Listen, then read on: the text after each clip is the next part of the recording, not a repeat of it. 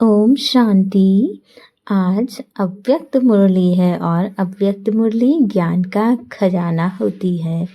तो बाबा ने आज बताया है कि लाइन क्लियर के आधार पर नंबर 1 पास होने वाले एवर रेडी भव, मतलब हमारी बुद्धि की लाइन जितना ज़्यादा क्लियर होगी उतना जल्दी हमारा पुरुषार्थ तीव्र गति से आगे बढ़ेगा और हम नंबर 1 की सीट पर आएंगे।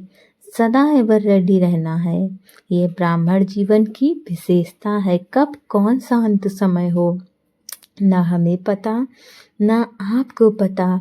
इसीलिए अपनी बुद्धि की लाइन ऐसी क्लियर बनाओ जो बाप का कोई भी इशारा मिले तो एवर रेडी अलर्ट कि अब प्रकृति अपना रूप बदलेगी और हमें रेडी रहना है। ऐसा नहीं कि एक बार घर हो आए, एक बार बच्चों को देख लें, एक बार व्यापार को देख लें फिर आते हैं। नहीं, जो बच्चे बाबा के नंबर 1 बच्चे हैं वो सदा एवर रेडी रहते हैं। सब कुछ सच्चे मन से बाबा को समर्पित करके और खुद को तैयार रखना। और यकीन मानिए आप किसी कार्य को उतना बेहतर नहीं कर पाएंगे जितना बाबा कर देगा।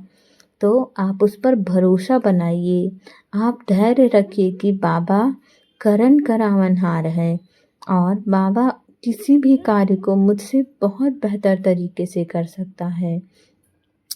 जब आप उसके ऊपर इस तरह भरोसा रखोगे तो आप हर कार्य को, हर चीज़ों को बहुत सरलता से करोगे। और दूसरी बात, आप जैसे बाबा कहता है कि बच्चे डिटैच बनो, कब अंत समय हो किसी को नहीं पता, तो हम बहुत जल्दी अपनी चीज़ों से डिटैच भी रह पाएंगे।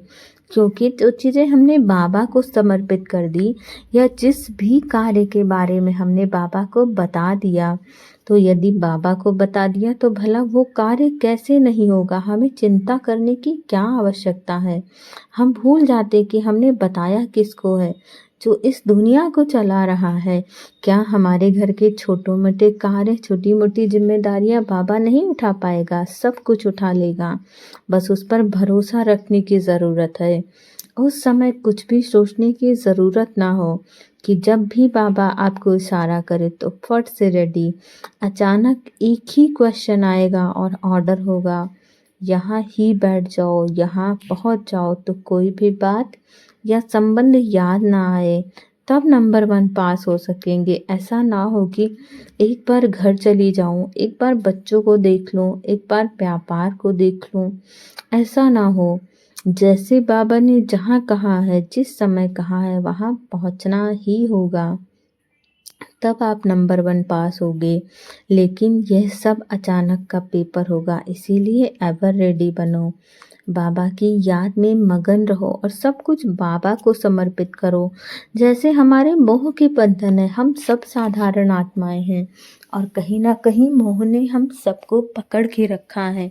तो उसका सबसे सुंदर उपाय है कि जो जिम्मेदारियां आप पूरा करना चाहते हो और आपको लग रहा है कि मैं वो जिम्मेदारियां नहीं पूरी कर पा रही हूँ, तो उसे बाबा को बोल दो।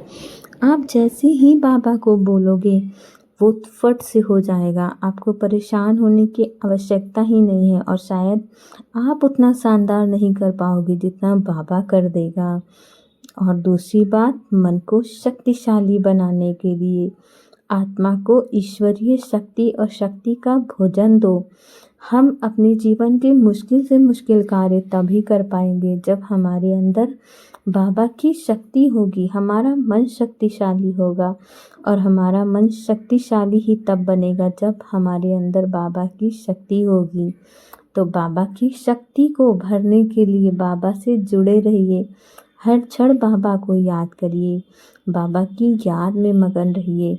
जब आप हर क्षण बाबा को याद करते हो तो बाबा की शक्तियाँ आपके अंदर भरती हैं।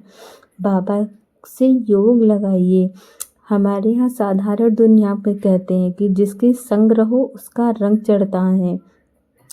जैसे कोई दोस्त यार है, यदि आप उसके साथ बार बार रहते हो तो आप उसके जैसे बनने लगते हो। इसी प्रकार जब आप बाबा के संग में रहते हो, बाबा की याद में रहते हो, तो आप उसके जैसे बनने लगते हो। तो वो शक्तियों का खजाना है, तो हम भला बच्चे कैसे शक्तिशाली नहीं होंगे।